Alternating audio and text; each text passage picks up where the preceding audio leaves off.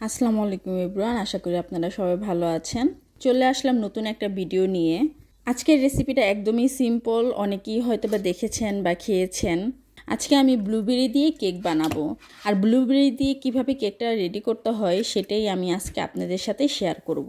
এখানে আমি প্রথমেই 2টা ডিম নিয়েছি, রুম টেম্পারেচারে রেখে দিয়েছিলাম, আর সাথে দিয়ে দিয়েছি পরিমাণ মতন চিনি। চিনিটা আপনারা আপনাদের স্বাদ অনুযায়ী দিবেন। আর এখানে আমি চিনিটা মেজারমেন্ট কাপের 1 কাপের বেশি দিয়েছি। আর সব কিছু একসাথে বিট করে নিতে হবে। আমি এখানে 2 থেকে 3 মিনিট বিট করার পরে এরকম ফোমের আকার হয়ে গিয়েছে। আর কারো কাছে যদি বিটার মেশিন না থাকে তাহলেও সমস্যা নেই, আপনারা হ্যান্ড ব্লেন্ডার দিয়ে এটা করতে পারবেন। এখানে আমি দিয়ে দিচ্ছি মেজারমেন্ট কাপের 2 কাপ দুধ আর 1 কাপ অয়েল।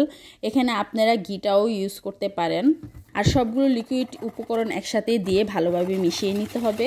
উপকরণগুলো ভালোভাবে মেশানো হয়ে গেলে দিতে হবে 4 কাপ ময়দা। ময়দাটা আমি আগে চেলে রাখিনি, তাই এখানে আমি একবারই চেলে নিচ্ছি। আর কেকের মধ্যে যদি এরকম ময়দা চেলে দেওয়া হয় তাহলে যেটা হয় যে কেকটা অনেক সফট হয়, আর তখন খেতেও ভালো লাগে আর দেখতেও অনেক সুন্দর হয়। আর এখানে একসাথে আপনারা সবগুলা ময়দা দিবেন না, তাহলে জমাট বেঁধে যাবে। এখানে অল্প অল্প করে দিতে হবে। এখানে আমি যেটা করছি যে 1 কাপ করে দিয়ে তারপর হলো মিক্স করে নিচ্ছি। আর এখানে সবগুলো শুকনো উপকরণ একসাথেই দিতে হবে। আর এখানে ময়দার সাথে আমি 1 ml ভ্যানিলা এসেন্স দিয়েছি, আর সাথে দিয়েছি 2 চা চামচ বেকিং পাউডার, আর সাথে দিতে হবে পরিমাণ মতন লবণ।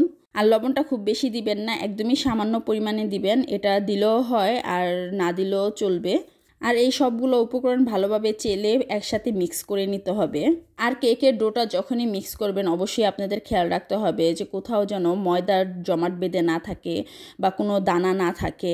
ভালোভাবে মিক্স করতে হবে, তাহলেই কেকটা ভালো হবে।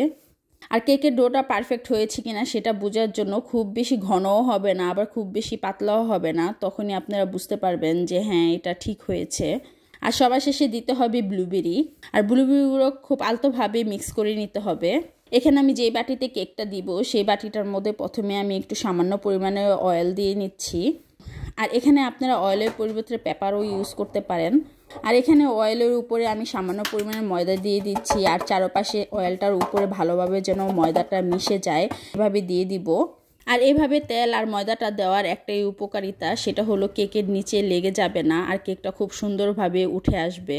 এই তো আমি বাটির মধ্যে কেকের ডোটা দিয়ে দিয়েছি, আর উপরে সামান্য পরিমাণের ব্লুবেরিও দিয়ে দিয়েছি, দেখতে যেন সুন্দর লাগে সেজন্য। এখানে আমি ওভেনে করছি, আপনারা চাইলে গ্যাসের চুলাতেও করতে পারবেন। আর এখানে আমি কেকের হিটটা রেখেছি 160। আমি পরে আর ভিডিওগুলো করতে পারিনি, তাই আপনাদের সাথে ছবিগুলো শেয়ার করছি। আপনারা কে কে ব্লুবেরি কেক খেয়েছেন অবশ্যই আমাকে কমেন্টে জানাবেন, আর দেখতে কেমন হয়েছে সেটাও আমাকে কমেন্টে জানাতে পারেন। আজকের ভিডিওটা এই পর্যন্তই, দেখা হবে নেক্সট ভিডিওতে। আল্লাহ হাফেজ।